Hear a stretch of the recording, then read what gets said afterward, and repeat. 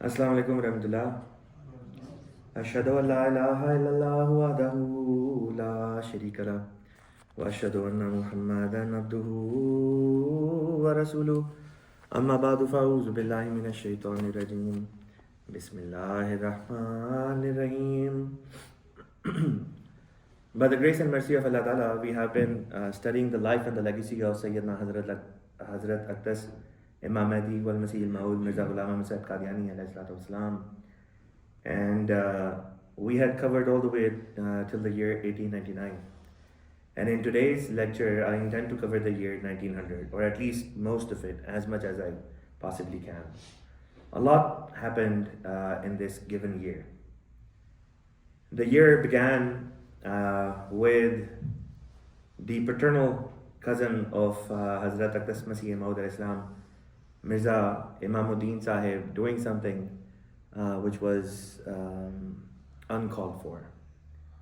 What he did is, in front of the house of the Promised Messiah Islam and Masjid Mubarak, in the street itself, the man erected a wall.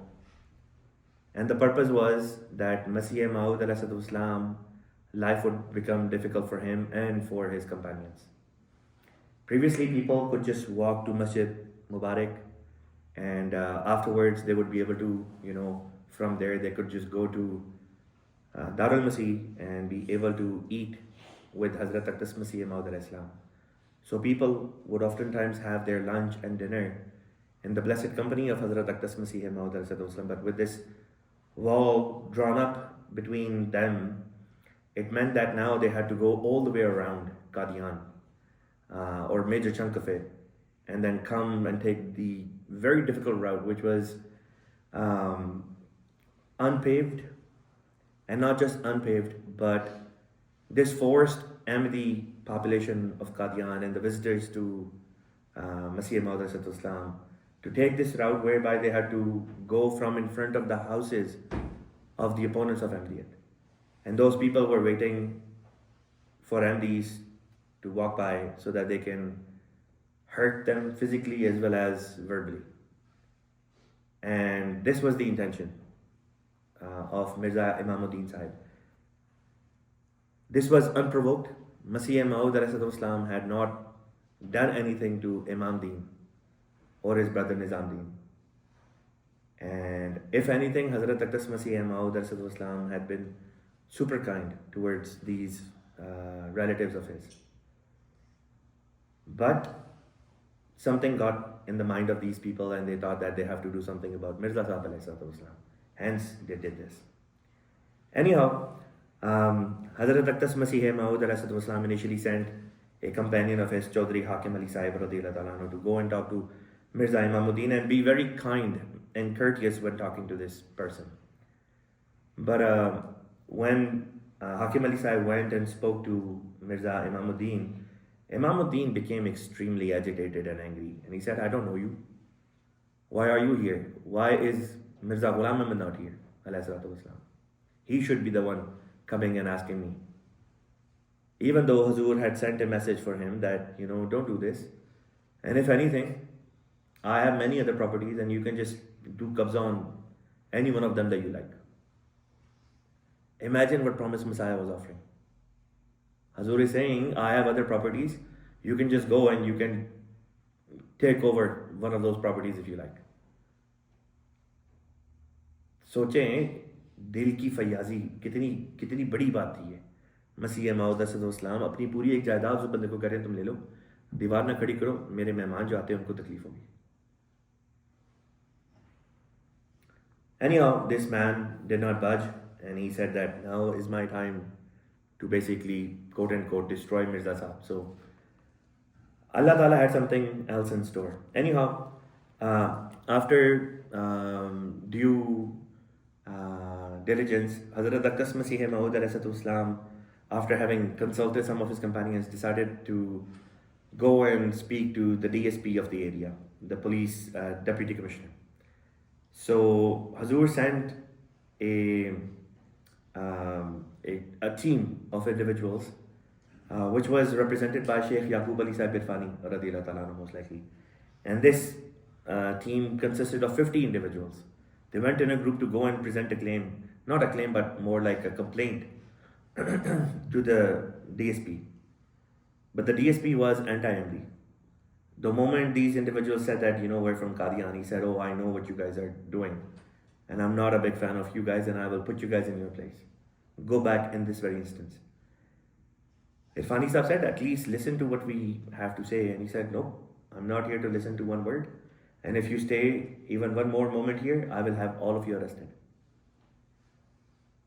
I will have all of you arrested without even listening to you. So they came back. The matter was reported to Hazrat Masih Maud and promised Messiah Islam thought that maybe now is the time for us to migrate after all. Sunnat, it's the sunnat of the prophets to migrate, so maybe at this point, if the need be, then we can migrate. And different companions started presenting, Maulvi Nuruddin Sahib Razillah Ta'ala said, Hazur, I have many homes in Mehr, come there if you want. And other companions like Sialkoti Sahib said, come to Sialkot instead. So different locations were being presented, but Allah Ta'ala had something else in store. So migration didn't happen. Eventually it did happen, but it didn't happen in the time of Masih Maud. It happened at the time of the second Khalifa. So eventually, Hazrat Masih Maud decided that we should file a complaint in the official court. So in the court of Munshi Khuda Bakhsh Sahib, magistrate judge or district judge in Gurdaspur, a complaint was filed. This is the only time during the lifetime of Syedna Ahmad al-Islam that he was a plaintiff. Usually he was always on the defending side. It was always the other side that was making these cases against him, bringing forward these cases against him. This is the only time, the first and the last time, that promised Messiah was bringing a case against an individual. And the only reason he did it is not because that he himself was getting affected. It was because everyone else around him was getting affected because of this. Lo and behold, the judge is also anti-Ahmadi. The judge in this case, Munshi Khuda Bakhsh Sahib, is also anti-Ahmadi. But Allah Ta'ala is sending revelation to Masih Maud al-Islam in which Allah Ta'ala is telling him, you will be victorious in this case. All odds are stacking up against Masih Maud al-Islam. The paperwork which came up in the case was supporting Mirza Imamuddin, his claim on that piece of land where the wall was erected. Everything was going his way, but Allah is saying the exact opposite. So Masih Maud al-Islam had no other way but to tell people, I know everything seems to be going against us, but Allah Ta'ala is telling me otherwise. Allah Ta'ala is telling me that eventually the case is going to be dismissed and we will be victorious. Everyone there was like, what are you talking about, Hazur? Khwaja Kamaluddin Sahib was one of the lawyers in this case, and he suggested to Hazur, kuch paise de dila ke mamla khatam kare. Ye hum case nahi jeet sakte hain. There is no way that we can win this. So maybe give some money to this man, to your cousin, and ask him to just end this thing. Take down the wall and call it a day. And Hazur eventually agreed that I'm fine paying this man if he's willing to take down the wall. But the man did not want to take down the wall. And he was telling people that once this case is dismissed, because all the paperwork is on my side, I'm going to up my game and I'm going to go all in against Mirza Sahib alayhi salatu wasalam. I'll make life a living hell for these individuals. So, anyhow, the case is fought and this goes on for good 17, 18 months. And eventually, the day comes when the judge was going to issue his verdict. Everyone was, sitting by the edge of their seats, holding on to their seats, thinking that, okay, today is the day that Mirza Sahib finally loses this case. But lo and behold, despite the fact that the judge was against Hazur alayhi salatu wasalam and Ahmadiyya, he came forward on that day and he said that I am giving the verdict in favor of Mirza Ghulam Ahmad Qadiani alayhi salatu wasalam. The wall is to be brought down right away. And not just that, but the other side, Mirza Imamuddin and his side, they will bear the entire cost of the case, as well as I'm fining them 100 rupees. By this time, Mirza Imamuddin had died. Within this time frame, he had already died. So his younger brother was basically representing him now. And the moment this verdict was passed, Hazur eventually got the word in Qadiani. And Hazur's representative, on his own, filed the second motion with the court to get this money from Mirza Nizamuddin now, Mirza Imamuddin's brother, Nizamuddin. Get us this money from him. Masih Maud Islam at this point had no idea. First, he got the word that the case has been, that Hazur's side was successful, and the verdict was given in Hazur's favor. And the wall is to be brought down. And then Hazur got the word that Hazur's Vakil, in this case, unilaterally, without Hazur's consent, went forward and told the court that, thank you for this judgment, but now get us the money from this guy, because he ain't gonna pay. Around the same time, Masih Maud Islam received revelation from Allah Ta'ala that your cousin is financially not in a position to pay up. And Masih Maud Islam didn't need the money anyways. And while this was happening, Nizamuddin sent a letter in which he very humbly wrote to Huzur, please forgive us and please let go of this. I don't have the money to pay. Hazur not only readily agreed to it, but in a way Hazur apologized. Hazur said, I'm really sorry because I didn't know that my lawyer did this unilaterally without my consent.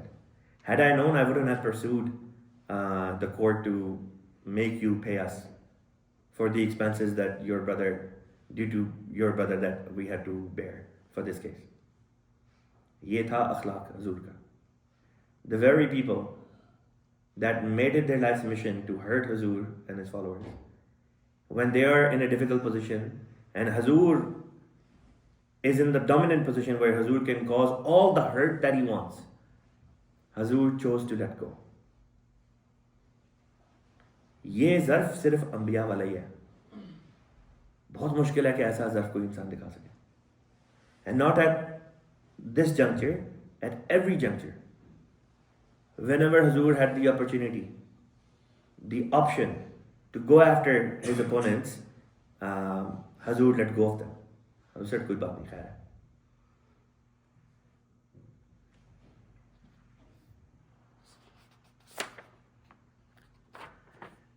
In this year, some very interesting things were happening, and all these things were happening simultaneously.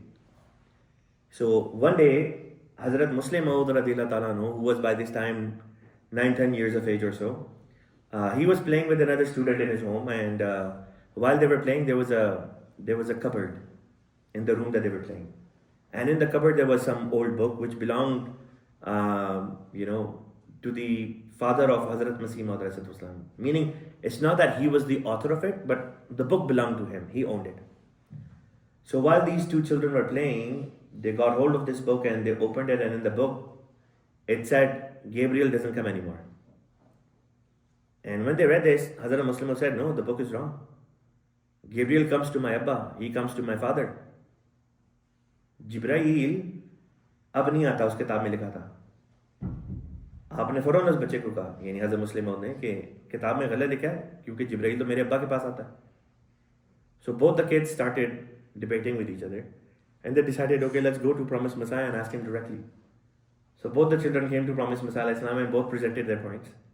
And afterwards, Hazur said, किताब में गलत लिखा है, जिब्राइल अभी आता है, referring to the fact that Gabriel comes to Hazur. He's the one who's bringing revelation to Hazrat Aqdas Masih Maud alayhi salam. Then, in the same year, 1900, Hazrat Muslim Maud radiyallahu ta'ala anhu says, and I quote, this is taken from Tazkar-e Mahdi. Hazur stated, सन 1900 मेरे कल्ब को इस्लामी अहकाम की तरफ तवज्जो दिलाने का मूजिब हुआ है. उस वक़्त मैं 11 साल का था. हज़रत मसीह मऊद अलैहिस्सलाम के लिए कोई शख्स छींट की किस्म के कपड़े का एक जुब्बा लाया था. मैंने आपसे वो जुब्बा ले लिया था, किसी और ख्याल से नहीं, बल्कि इसलिए कि उसका रंग और उसके नक्श मुझे पसंद थे. मैं उसे पहन नहीं सकता था क्योंकि उसके दामन मेरे पाँव के नीचे लटकते रहते थे. जब मैं 11 साल का हुआ और 1900 ने اور سن 1900 نے دنیا میں قدم رکھا تو میرے دل میں یہ خیال پیدا ہوا کہ میں خدا تعالیٰ پر کیوں ایمان لاتا ہوں، اس کے وجود کا کیا ثبوت ہے۔ میں دیر تک رات کے وقت اس مسئلے پر سوچتا رہا۔ آخر 10-11 بجے میرے دل نے فیصلہ کیا کہ ہاں ایک خدا ہے۔ وہ گھڑی میرے لیے کیسی خوشی کی گھڑی تھی۔ جس طرح ایک بچے کو اس کی ماں مل جائے تو اسے خوشی ہوتی ہے، اسی طرح مجھے خوشی تھی، یہ میرا پیدا کرنے والا مجھے مل گیا۔ سمائی ایمان یعنی سنے سنائے ایمان علمی ایمان سے تبدیل ہو گیا۔ میں اپنے جاموں میں پھولا نہیں سماتا تھا۔ میں نے اس وقت اللہ تعالیٰ سے دعا کی اور ایک عرصے تک کرتا رہا کہ خدایا مجھے تیری ذات کے متعلق کبھی شک پیدا نہ ہو۔ اس وقت میں 11 سال کا تھا، آج میں 35 سال کا ہوں، مگر آج بھی میں اس دعا کو قدر کی نگاہ سے دیکھتا ہوں۔ میں آج بھی یہی کہتا ہوں، خدایا تیری ذات کے متعلق مجھے کوئی شک پیدا نہ ہو۔ ہاں اس وقت میں بچہ تھا، اب مجھے زیادہ تجربہ ہے، اب میں اس قدر زیادتی کرتا ہوں کہ خدایا مجھے تیری ذات کے متعلق حق الیقین پیدا ہو۔ بات کہاں سے کہاں نکل گئی۔ میں لکھ رہا تھا کہ حضرت مسیح موعود علیہ السلام کا ایک جبہ میں نے مانگ لیا تھا۔ جب میرے دل میں خیالات کی وہ موجیں پیدا ہونی شروع ہوئیں جن کا میں نے اوپر ذکر کیا ہے، تو ایک دن ضحیٰ کے وقت یا اشراق کے وقت میں نے وضو کیا، اور وہ جبہ اس وجہ سے نہیں کہ خوبصورت ہے بلکہ اس وجہ سے کہ حضرت مسیح موعود علیہ السلام کا ہے اور متبرک ہے۔ یہ پہلا احساس میرے دل میں خدا تعالیٰ کے فرستادے کے مقدس ہونے کا تھا۔ پہن لیا تب میں نے اس کوٹڑی کا جس میں رہتا تھا دروازہ بند کر لیا اور ایک کپڑا بچھا کر نماز پڑھنی شروع کی، اور میں اس میں خوب رویا اور اقرار کیا کہ اب نماز کبھی نہیں چھوڑوں گا۔ اس 11 سال کی عمر میں مجھ میں کیسا عزم تھا۔ اس اقرار کے بعد میں نے کبھی نماز نہیں چھوڑی، گو اس نماز کے بعد کئی سال بچپن کے زمانے کے ابھی باقی تھے۔ حضرت مسلم معود رضی اللہ تعالیٰ عنہ has stated that in the year 1900 Allah Ta'ala put this thought in his mind, in this young 11-year-old boy's mind, that should there be a God? Is there a God? So he says that he had a cloak which once came for promised Messiah alayhi salam as a gift, and he requested Hazur alayhi salam to give it to him, so he took it. But the cloak was so big that he couldn't fit in it, right?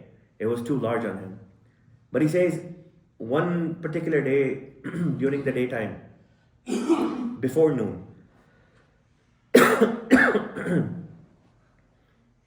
he put it on and went into this small room that he used to live in. And he closed the door behind him and he prayed to Allah Ta'ala, and he cried and he cried and he cried.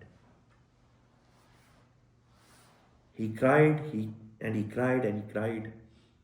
Eventually he came to the conclusion that yes, there is God. And then he made this firm intention that come what may, I will never leave Salah. And he says, even though I was a kid of 11 years old and there were still few years left in my childhood, since that day I've never left Salah. And when Hazur is writing this, he was 35 years of age. He was already a Khalifa and he had been a Khalifa for 10 long years. 11th of April 1900 was the day of Eid al-Adha, Badi Eid. And this was a very unique Eid because something remarkable, a mighty sign of Allah Ta'ala was going to be given on this particular day to Hazrat Aqdas Masih Maud alayhi salam. On the day of Eid, early in the day, Hazrat Aqdas Masih Maud alayhi salam received following revelation from Allah Ta'ala. آج تم عربی میں تقریر کرو، تمہیں قوت دی گئی. Today you deliver a speech in Arabic language, for you have been given power by Allah Almighty to do so. On that day for Eid prayers, 300 guests from outside of Qadiani had come to the masjid. The population of the masjid the local population of Ahmadiyya Muslims was separate from this. 300 guests from outside had come. And soon afterwards, promised Messiah received another ilham, revelation in Arabic. Kalamun ufsihat min ladun rabbin kareem. Yani kalam mein khuda ki taraf se fasahat bakhshi gayi. Meaning Allah has already blessed what you are about to say with eloquence. So Hazrat Aqdas Masih Maud alayhi salam sent a message to Maulana Nuruddin Sahib radiyallahu ta'ala anhu and Maulvi Abdul Kareem Sahib Sialkoti radiyallahu ta'ala anhu. And he said, bring paper and pen with you. Hazur came to the masjid. Sialkoti Sahab led the prayer, and afterwards he moved to a side and then promised Masa alayhi salam delivered the Eid Khutbah. And before delivering the Eid Khutbah, Hazur told these two gentlemen, Maulana Nuruddin Sahab and Abdul Kareem Sialkoti Sahab, to come and sit closer to him. And he said, I will now deliver a speech in Arabic language and write it down. And any word you don't understand, ask me. Now I will present a narration about this from Tarikh-e-Ahmadiyat volume number 2. نماز کے بعد حضور علیہ السلام کے لیے مسجد کے پرانے صحن میں جنوبی ڈاٹ کے آگے کرسی رکھ دی گئی. حضور خطبے کے لیے مسجد کے وسطی دروازے میں کھڑے ہوئے اور اردو میں ایک لطیف اور پر معارف خطبہ ارشاد فرمایا. پہلے اردو میں. اردو خطبے کے بعد مولوی عبد الکریم صاحب اور مولوی نورالدین صاحب حضور کے بائیں طرف بیٹھ گئے. حضور نے کھڑے ہو کر یا عباد اللہ فکروا کے لفظ سے فی البدی عربی خطبہ پڑھنا شروع کیا. آپ نے ابھی چند فکرے ہی کہے تھے کہ حاضرین پر جن کی تعداد کم و بیش 200 تھی، یعنی مسجد کے اندر جو بیٹھے ہوئے تھے، وجد کی ایک عجیب کیفیت طاری ہو گئی. محویت کا یہ عالم تھا کہ بیان سے باہر ہے. خطبے کی تاثیر کا وہ اعجازی رنگ پیدا ہو گیا کہ اگرچہ مجمع میں عربی دان محدود چند تھے مگر سامعین ہمتن گوش تھے. غرض یہ ایک ایسا روح پرور نظارہ تھا کہ 1300 سال کے بعد حضرت صلی اللہ علیہ وسلم کی پاک مجلس کا نقشہ آنکھوں کے سامنے پھر گیا. حضرت مسیح موعود علیہ السلام کی حالت یہ تھی کہ آپ کی شکل و صورت، زبان اور لب و لہجے سے معلوم ہوتا تھا کہ یہ آسمانی شخص ایک دوسری دنیا کا انسان ہے جس کی زبان پر عرش کا خدا کلام کر رہا ہے. خطبے کے وقت آپ کی حالت اور آواز میں ایک تغیر محسوس ہوتا تھا. ہر فقرے کے آخر میں آپ کی آواز بہت دھیمی اور باریک ہو جاتی تھی. اس وقت آپ کی آنکھیں بند تھیں، چہرہ سرخ اور نہایت درجہ نورانی. خطبے کے دوران میں حضور نے خطبہ لکھنے والوں کو مخاطب ہو کر فرمایا کہ اگر کوئی لفظ سمجھ میں نہ آئے تو اسی وقت پوچھ لیں. ممکن ہے کہ بات کو میں خود بھی بتا نہ سکوں.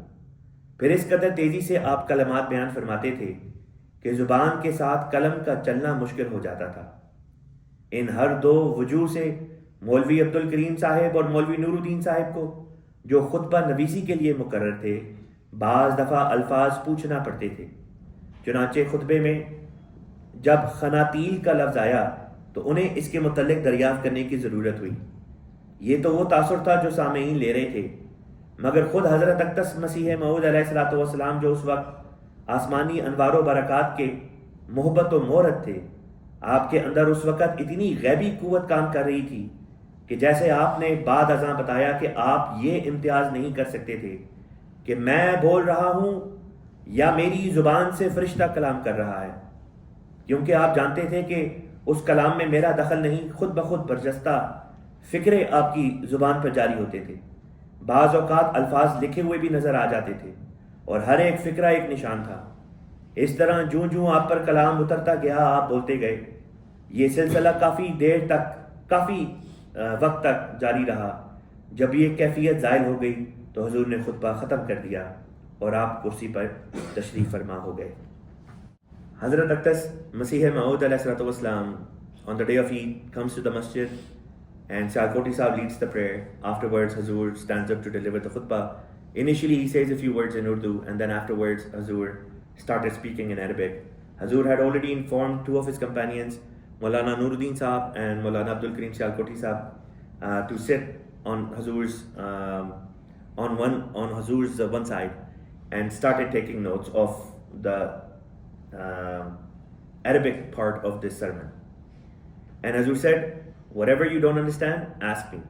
So much so that these individuals would ask even if a certain word was with ayn or with an alif.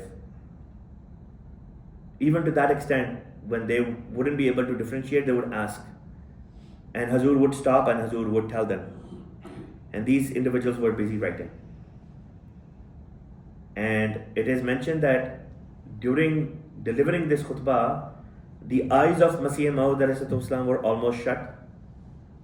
His complexion turned red. So the color of his face turned red. And initially at the beginning of each sentence, his voice was loud. Towards the end of each sentence, his voice would become very, very slow. And the pitch would become very, very low. And Hazur would repeat phrases so that the individuals who are writing, they can easily write it down. And Hazrat Masih Maud himself stated, it was difficult for me to say that it was me who was speaking. He says, I felt that an angel of Allah Ta'ala was communicating through my tongue. It was my tongue speaking, but it wasn't under my control. Entire sentences would come upon his tongue without at times even him knowing what they are. And sometimes he would see phrases written in front of him or words written in front of him, and he would read that. And this is how Hazur presented this khutbah.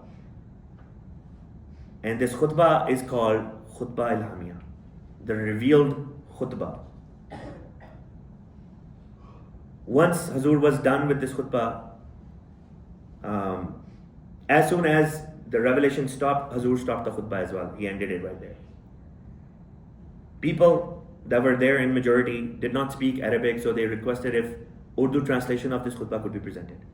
So Maulana Abdul Karim Sahib Sialkoti radhiyallahu ta'ala anhu stood up to present the translation, and while he was presenting translation, all of a sudden Syedna Ahmad alayhi salam went into sajda shukr. And following him, everyone went into sajda. And when Hazur raised his head from the sajda, he was so happy. He said, Allah Ta'ala just showed me the word Mubarak written in red ink, which was a sign that this khutbah and the prayers made therein have been accepted by Allah the Almighty. Hazrat Masih Maud alayhi salatu wasalam afterwards had this khutbah published in the form of a book and added a few more chapters. The first entire chapter is the revealed sermon, the actual sermon. And he told the members of his Jama'at that it is his desire that the members of his Jama'at should memorize this revealed part of the khutbah. And we, myself first and foremost included, should now try and memorize this khutbah, Khutba ilhāmiyya.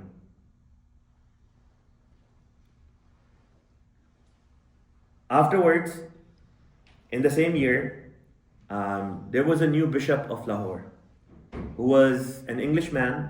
His name was Alfred Lefroy, George Alfred Lefroy. He did a public jalsa, a public convention in which he openly attacked the blessed character of Rasulullah sallallahu alaihi wasallam, insinuating that the word dhanb is used in the Quran for Rasulullah sallallahu alaihi wasallam. You know the way when we read the prayer, Astaghfirullah Rabbi min kulli dhanbin wa atubu ilayhi, right? So he said the word dhanb is used for Rasulullah sallallahu alaihi wasallam, which means sin. So therefore, it shows that Rasulullah sallallahu alaihi wasallam must be a sinner, and he cannot be innocent. He cannot be masoom. Whereas Jesus was masoom. Yesu or Isa ibn Maryam alayhi salam, he was in the truest sense innocent, and not Rasulullah sallallahu alaihi wasallam, na'uzubillah min zalik. In that gathering, there were many Muslims of Lahore that were sitting there, and not one dared say anything. Lefroy said, is there anyone who can counter my points? If not, then you guys forever will be in debt and won't be able to speak up again.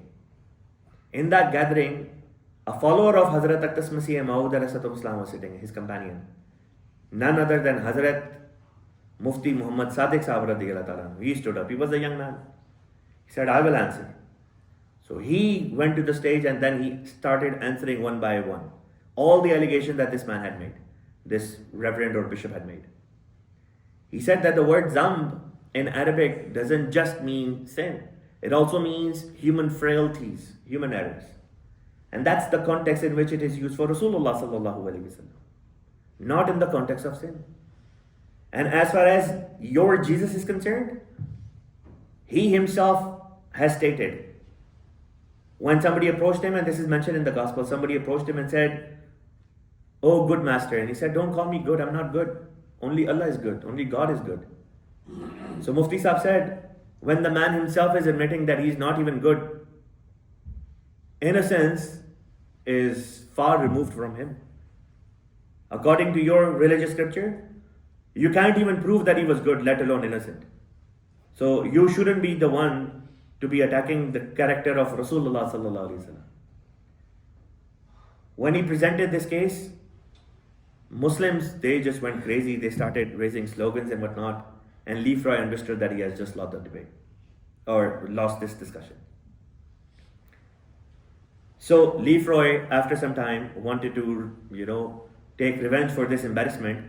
He announced that he will be holding another jalsa, a public jalsa, in which he will be speaking on the living prophet, or who is living, Muhammad sallallahu alaihi wasallam or Isa alayhi salam. And now, for this purpose, the Muslims started looking at their scholars. One of the up and rising stars of the Sunnis at that time was Maulvi Sanaullah Amritsari. The same individual who eventually, became a Bagoda and ran away when it came to debating Promised Messiah alayhi salatu wasalam. When it came to doing Mubahila with Masih al-Islam, Sanaullah Amritsari ran away. So Sanaullah Amritsari, Muslims started asking him that, you are our star, you come and defend. How could Sanaullah Amritsari or any of those scholars, so-called scholars of Islam, defend Islam when they held the view that Muhammad sallallahu alaihi wasallam is dead and Isa alayhi salam is alive? If anything, they would have supported the points that Lefroy was going to make. And Lefroy knew it. He was a very smart man. That's why he chose this topic for his jalsa. So when people approached Sanaullah Amritsari, he just told them, it's better not to attend this jalsa. So I'm not going to be attending the jalsa and neither should you. And then the pressure kept building up on him. And eventually he said, I can't defend Islam with the viewpoints that we hold. If anyone can beat Lefroy, it is Mirza Sahib of Qadian or his followers. Subhanallah. So Mufti Sahib Razillah Ta'ala anhu came to Qadian, told Masih Maud Islam, and Masih Maud Islam was not well, physically well. He wasn't physically well, he was sick. But when it came to defending the honor of Rasulullah sallallahu alaihi wasallam, his master, Masih Maud Islam right away got up. And within 2 hours, he wrote a book. He wrote a small booklet and then had it printed in front of him. Back then it was very difficult to print something, right? Manually you had to put in every letter and it was a very tedious work. But Hazur miraculously got everything done in front of him, and within a day the booklet was given to Mufti Muhammad Sadiq Sahib Razillah Ta'ala anhu, who brought it to that jalsa. Lefroy goes on the stage, presents his whole point. Nobody from the Muslim side could defend. And then again Mufti Muhammad Sadiq Sahib goes on the stage and then starts defending. He reads that booklet verbatim. And miraculously every single point that Lefroy had mentioned, it was covered and answered in detail by Masih Maud Islam, as if Allah Ta'ala had revealed to Syedna Ahmad what Lefroy was going to say. And people were shocked. How is it possible that this man just finished his speech and Mufti Sahib is bringing a book, published book, which has all these points covered, A to Z. So Hazrat Mufti Muhammad Sadiq Sahib Razillah Ta'ala presents this, and people started raising slogans. And Lefroy goes to him, it looks like you're a Mirza. You must be a Qadiani. I have no axe to grind with you guys. My issue is with generic population of the Muslims. So I will only discuss with them, not with you. At that time, the Muslims that were there, they said, even though we believe that Ahmadis are kafir, but today they are the ones who are defending Islam. So we will back them up. What kind of disbelievers were Ahmadis that they were the ones who were defending the honor of Rasulullah sallallahu alaihi wasallam, while the so-called Muslims, the believers, were not able to defend the honor of Rasulullah sallallahu alaihi wasallam?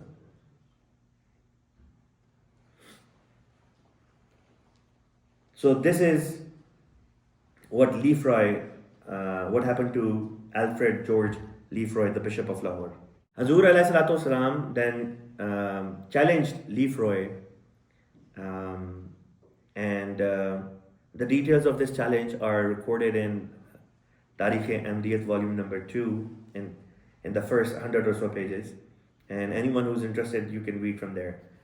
How Lefroy, after Promised Messiah challenged him publicly, ran away. And since then, whenever a Christian priest is having a discussion with a Muslim and he finds out that this Muslim happens to be an Ahmadi Muslim, he runs away. And I will now quote something which happened very recently in this very Jamaat. Few weeks ago, just before Ramadan, a local member of this Jamaat, Mahmud Qamar Sahib, was having a discussion with a Christian friend of his who's from Pakistan and lives in Philadelphia. And Mahmud Qamar Sahib told me and some of you who are already sitting here that he started having this discussion with his friend. And these discussions were 3-4 hours long. So one day this Christian friend of his decided that he wants to bring his padri, his Pakistani padri or priest into the discussion. So on this call, which I think probably happened over Zoom or something like that. So this Christian friend of Mahmud Qamar Sahib is sitting, and right next to him is his Christian priest. And Mahmud Qamar Sahib is having this discussion, and over the course of the discussion he says, let me bring my brother, referring to me. Then let me bring my brother on board as well, and then the two of you and the two of us, we can have this discussion. And right away his padri goes, is his brother Murabbi? And when Mahmud Qamar Sahib said yes, he said no discussion with Andy Murabbi. Not only they ran away from having a discussion with me, ultimately they ran away from the discussion with even Mahmud Qamar Sahib. And that same friend of his blocked his number and said, I cannot talk to you anymore. He said, if truth is on your side, why run away? Should you not be able to prove to me, if the truth is on your side from your own literature, that yes, Isa alayhi salam is indeed son of God? The man ran away. Since the time of Masih Maud alayhi salam, these Christian priests are running away. इनके अंदर वो ताकत ही नहीं है कि ये अपने मजहब को डिफेंड कर सके इस्लाम अहमदियत के मुकाबले में. This is what Yaksuru Salib meant. When Rasulullah sallallahu alaihi wasallam prophesied that when the Messiah for this ummah will come, Yaksuru Saliba, he will break the cross, the standard of Christianity, in such a remarkable way that after that Christianity will not be able to stand on its own 2 feet. The deathly blow delivered to Christianity at the hands of Masih Maud al-Islam by way of his argumentation was so strong that till this day, more than 130 plus years onwards, not a single Christian priest has it in them to debate or to discuss with any Ahmadi missionary, forget about any Ahmadi missionary, with any Ahmadi Muslim for that matter. If today other Muslim missionaries or imams or scholars are having these successful debates, they are having these successful debates after having learned those arguments from the writings of Masih Maud alayhi salatu wasalam. These so-called YouTubers who for the last 2 years are trying to debate with Ahmadi Muslims and are being dealt with defeat and are being delivered defeat after defeat. The same individuals who say, oh, Mirza Sahib alayhi salatu wasalam has written bad things about Isa alayhi salam, not realizing that Masih Maud alayhi salam never wrote a single thing against Hazrat Isa alayhi salam, that Isa alayhi salam which Quran mentions. But Masih Maud alayhi salam launched his attacks against the Yesu, Jesus of the Bible, that the Bible presents. So the same arguments that Masih Maud alayhi salam presented against the Jesus of the Bible, these so-called YouTubers and their scholars are using and making the exact same arguments when they're debating Christians. And then they have the gall to turn right around and then claim, oh, Mirza Sahib alayhi salam, na'uzubillah, did tahqeer of Hazrat Isa alayhi salatu wasalam. Talk about hypocrisy.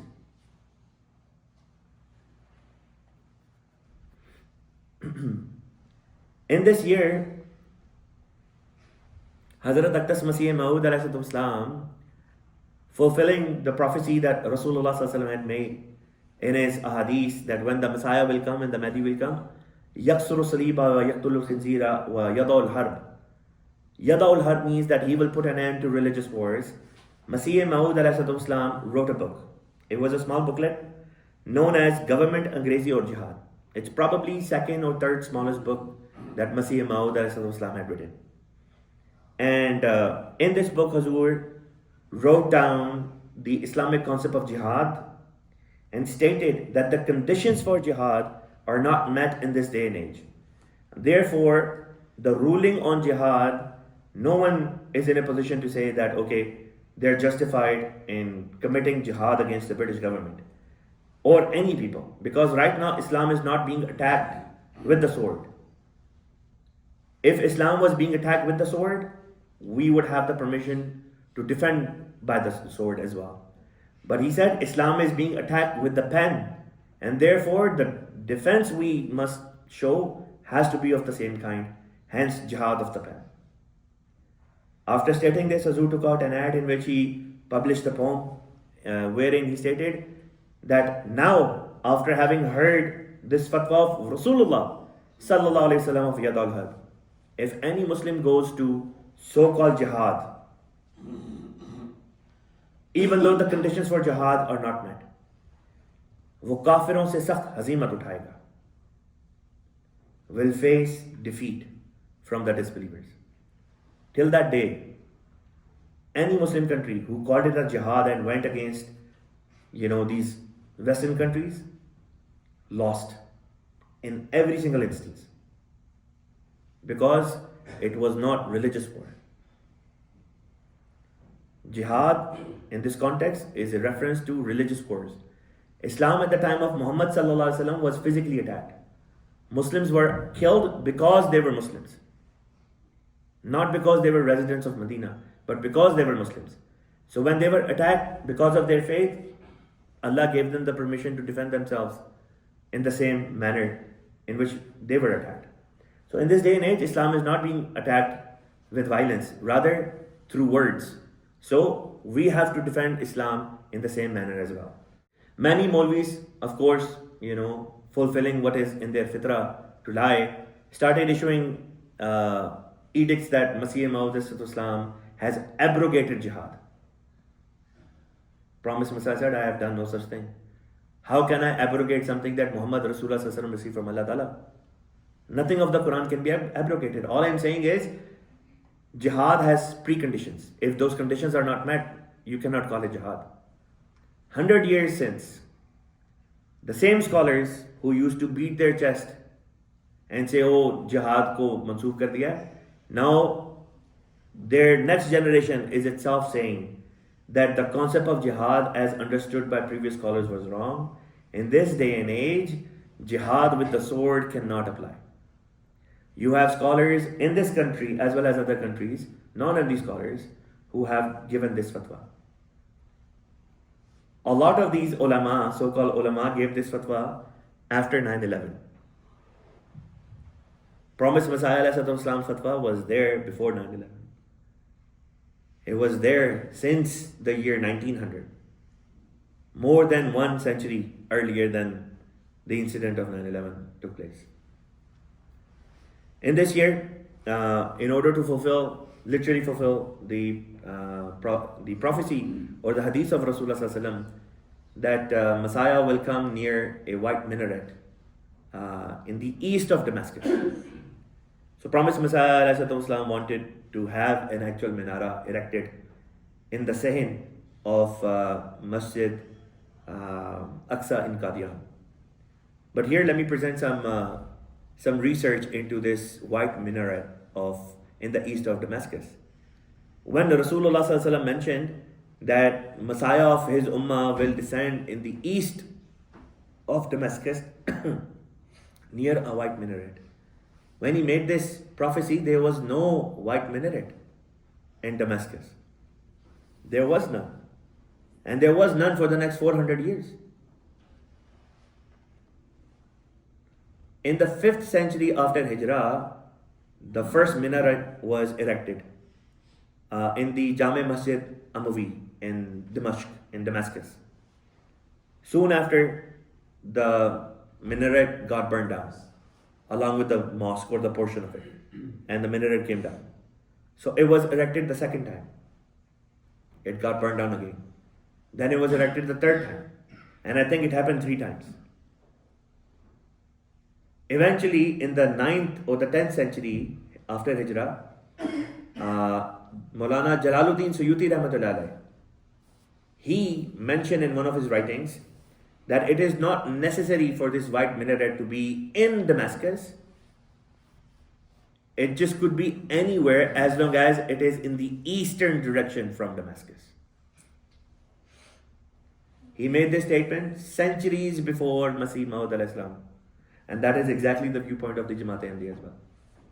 Qadian, if you look at the map, you can do this on your own time as well. Google Damascus and then type distance between Damascus, or take me from Damascus to Qadian in India. And it'll draw a route. And it's a straight line that runs west to east. Literally from the east of Damascus, you'll see Qadian. Literally fulfilling the words of Rasulullah sallallahu alaihi wasallam.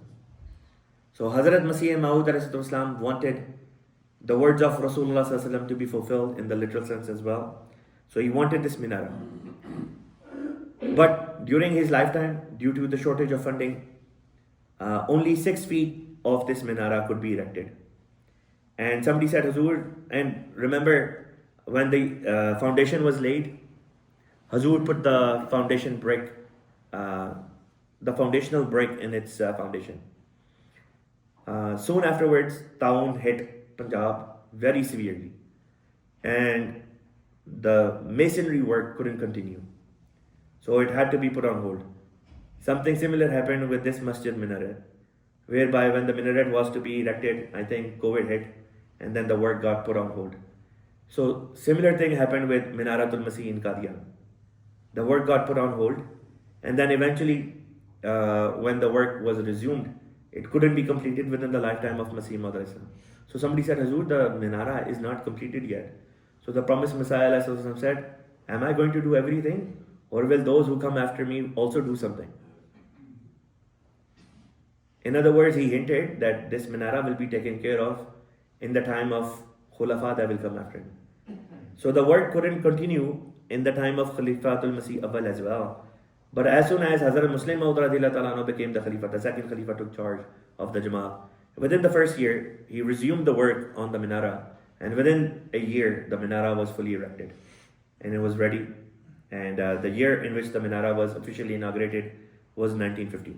In this year, Hazrat Aqdas Masih Maud alayhi salam, so like I said, every year somebody new was coming forward to challenge Masih Maud alayhi salam, or Masih Maud alayhi salam was challenging individuals. In this year, Pir Mehr Ali Shah of Golra came forward. 2-3 years prior, he had told one of his followers, Babu Firoz Ali Sahib, station master Golra, who later on became an MD and became a follower of Hazrat Aqdas Masih Maud alayhi salam. So he told Babu Firoz Ali Sahib, when Firoz Ali Sahib asked him, about his views and his thoughts on Mirza Ghulam Ahmad Sahib of Qadiani, upon which Pir Mehr Ali Shah of Golra stated, and I quote, Imam Jalaluddin Suyuti Rahmatullah alayh फरमाते हैं, बाज़ मकामात मनाजिल सलूक में ऐसे हैं कि वहाँ अक्सर बंदगाने खुदा पहुँचकर मसीह और महदी बन जाते हैं, बाज़ उनके हमरंग हो जाते हैं. ये मैं नहीं कह सकता कि ये शख्स यानी मसीह मौद अलैहिस्सलाम मनाजिल सलूक में इस मकाम पर हैं या हकीकतन वही महदी हैं जिसका वादा जनाब सरवर कायनात सल्लल्लाहु अलैहि वसल्लम ने इस उम्मत से किया है. मज़ाहिब बातिला के वास्ते ये शख्स शमशीर बरा का काम कर रहा है और यकीनन तायद याफ्ता है. So 3 years prior, when Babu Firoz Ali Sahib, who was a follower of Pir Mehr Ali Shah, had asked him about his views on Mirza Ghulam Ahmad Sahib Qadiani alayhi salatu wasalam, he said that Imam Jalaluddin Suyuti rahmatullah alayhi has stated that when a person is purifying themselves and walking in the way of Allah Ta'ala, manazil suluk tay karte hue, When a person is trying to get closer to Allah Ta'ala, a point comes when a person becomes like Mahdi and Masih in spiritual sense, or similar to these entities. And after this he says, it is difficult for me to say if this is what he means when he says he's Mahdi Masih, or if he actually is that same Mahdi Masih that Holy Prophet ﷺ had prophesied for this ummah. Whatever the case be, as far as other religions are concerned, this man, referring to Syedna Ahmad Islam, is working like a sword against them. And he definitely appears to be helped by God Almighty. So this man held this view about Syedna Ahmad Islam 3 years prior.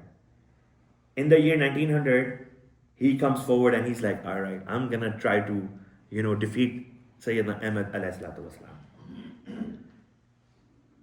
Hazrat Aqdas Masih Maud alayhi salatu wasalam sometime back had called different ulama and Pir Fakir to Mubahila.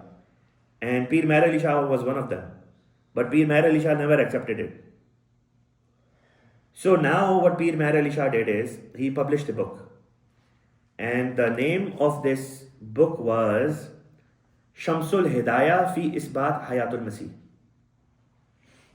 So he wrote this book trying to prove that Jesus is still alive.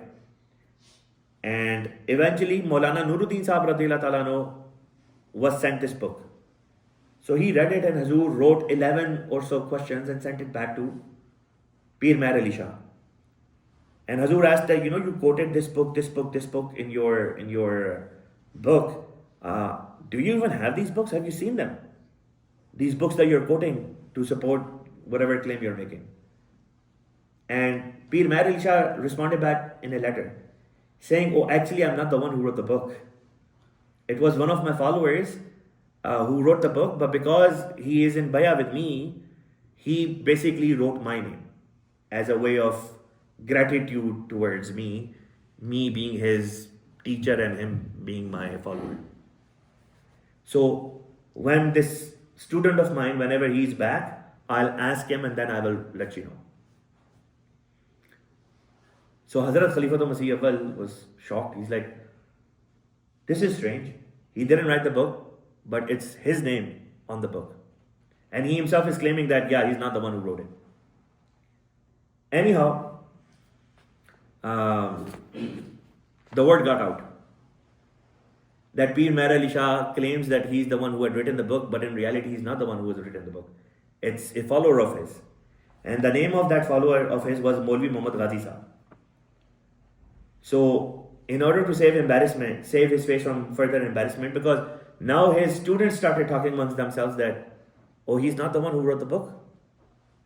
So then he sort of started going back on his own word and started saying, oh, well, Maulana Nuruddin Sahab didn't really understand what I meant.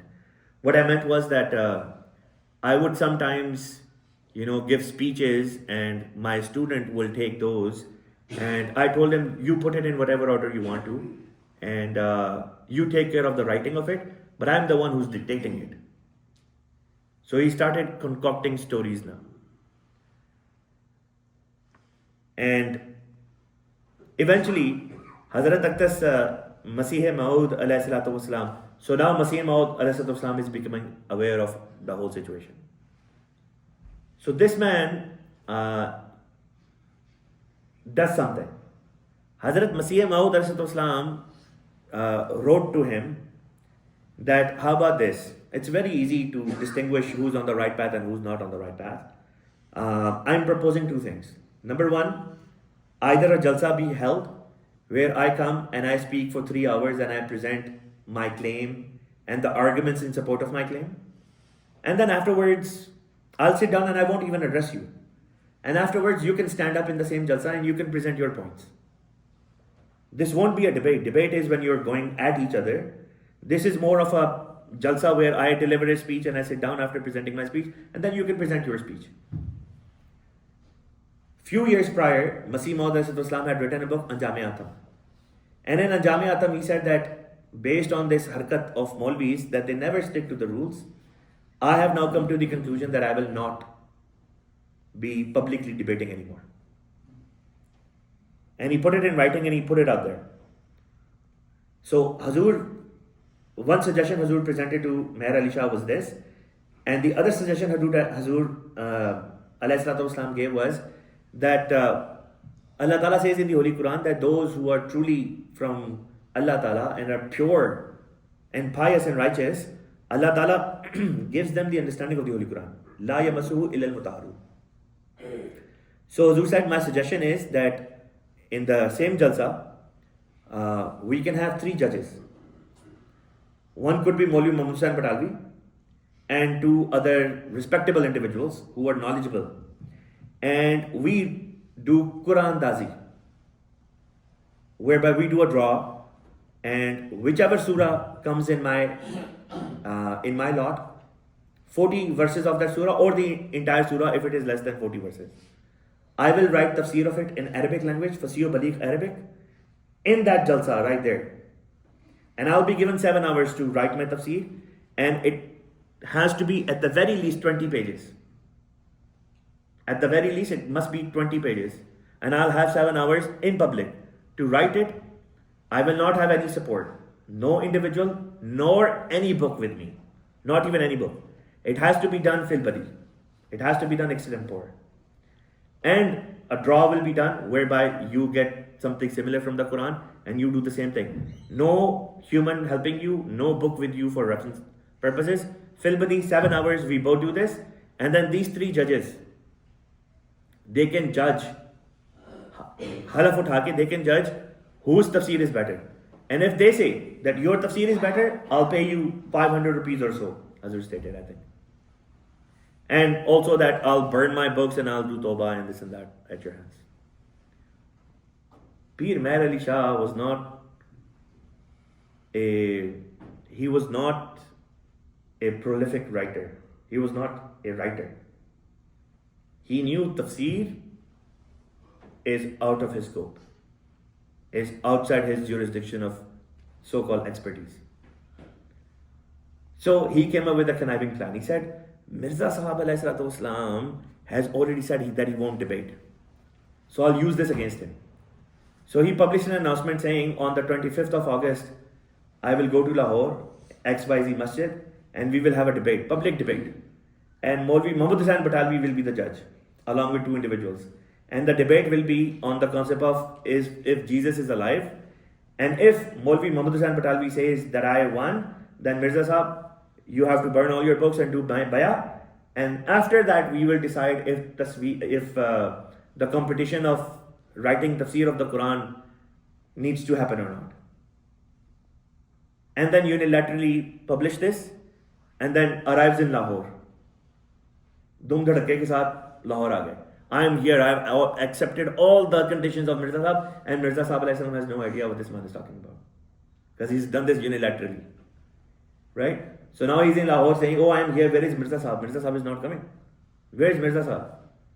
And Hazur alayhi salatu had no idea what this man was doing. Until Hazur saw the announcement and found out that this man unilaterally decided on his own that, okay, Mubaisa is going to happen and Maulvi Muhammad Hussain Batalvi is going to be the judge.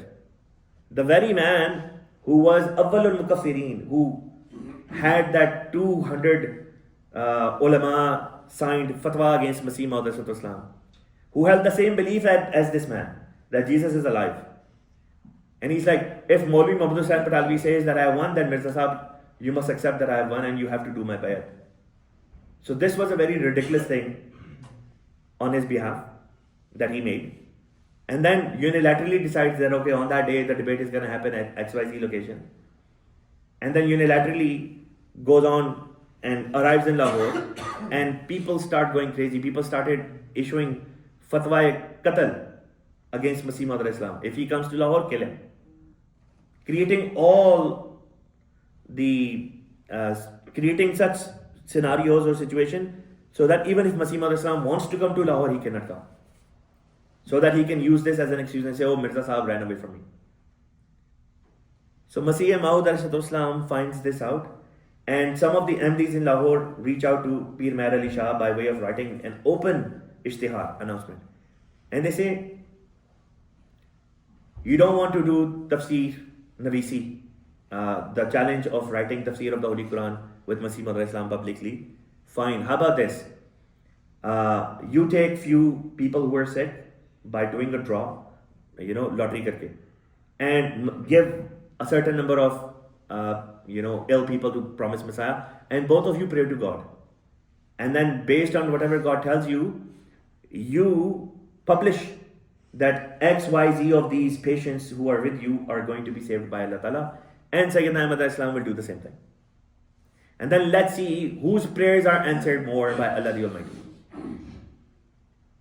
So when this announcement was published, initially this man's intention was to stay in Lahore for the first week of September. This announcement comes out and he's like, snap, I gotta run. Isse pehle ye MD pakad le, I gotta run.